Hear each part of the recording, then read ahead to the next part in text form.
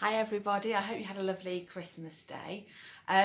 If you're like me, you will have got some lovely Christmas gifts and some of those might well have been sewing related. I did get a couple and I want to share with you probably my favourite. I did see on one of the sewing sites that somebody else got this book too, and I think they were probably equally as excited. So I thought I would just have a little walk through and show you some of the things that are in this book, see what you think with me. So let's see if we can get this in camera, it'll work all right. First of all, this is it. So it comes with the elastic tie around the front, and this is like a really thick cardboardy feel. I think the one thing we can say about the Merchant and Mills is it's got that sort of factory feel to it, the authentic feel, probably sort of the wartime kind of look and feel, and giving it a little sniff, and it's just got that real nice sort of warmth to it. You feel it's not like the polished books you get now. Inside it, as we open it up, on the left hand side are the patterns, which I haven't opened yet. I thought I'd do that with you. And on the left we've got all of the instructions as we go through. Again, what I quite liked about this, and at first it caught me out I suppose, but I do like it. If I turn it around, can you see? It's like it comes in little sections. And again, I think it just kind of adds to that feel of it being, I don't know, just old really. And I like that. I think that's really quite nice. So as we turn over in the book, let me just dip that down a little bit. Yeah, that works. We've got the nice cover here, and what they promise with each of the patterns, there's variation, so we can sort of change what we make. And I think that what it's probably going to do is start off with something relatively easy to make, and as it gets through the book, it's going to get that little bit more and more hard to make. And the first thing that's in it, actually, I really like. Again, that's a picture of everything that you can expect to make as you work through this book. But the first thing that I like is here.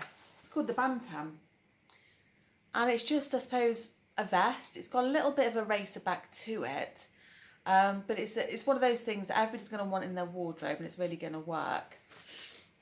Just tip that a little bit, Fifi.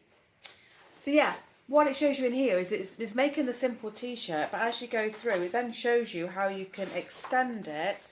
Here we go.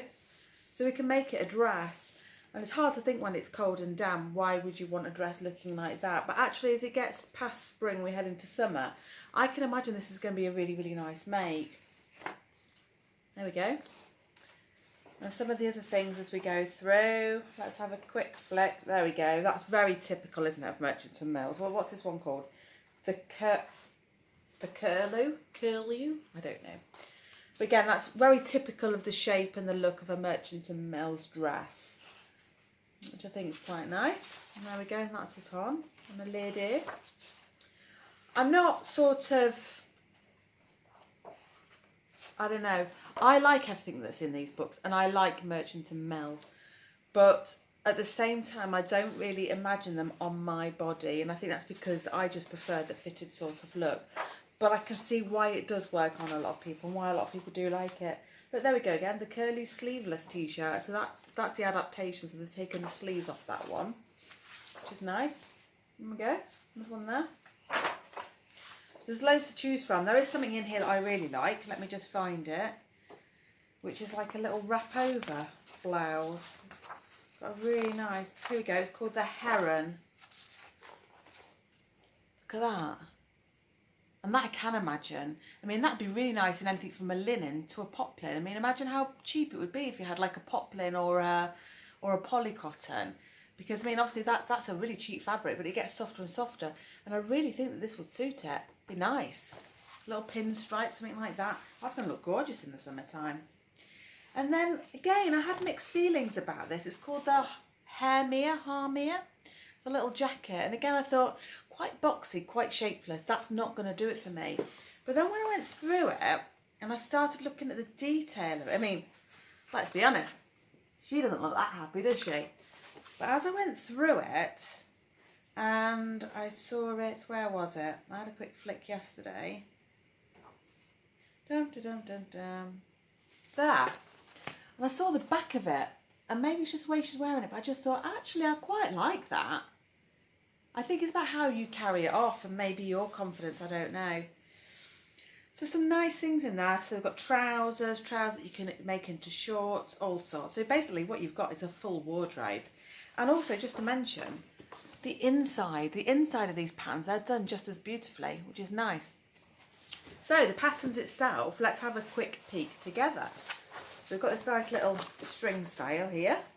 So if we undo it, now the worst nightmare is going to be that we're going to have a pattern piece now that's got pattern over pattern over pattern you've got to trace off.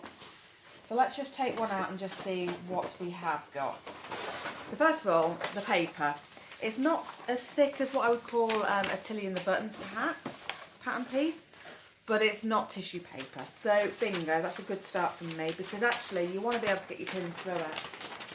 And it's like Christmas. Look at that. There's no overlaying. So you have got one pattern per piece. The only thing you have got, Scott, if I turn around, is it's printed on both sides. So there's an element of tracing off that you're going to have to do.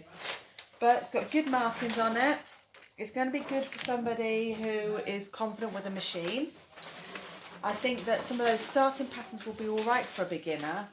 And hopefully you'll be able to grow with the book and as your skills grow.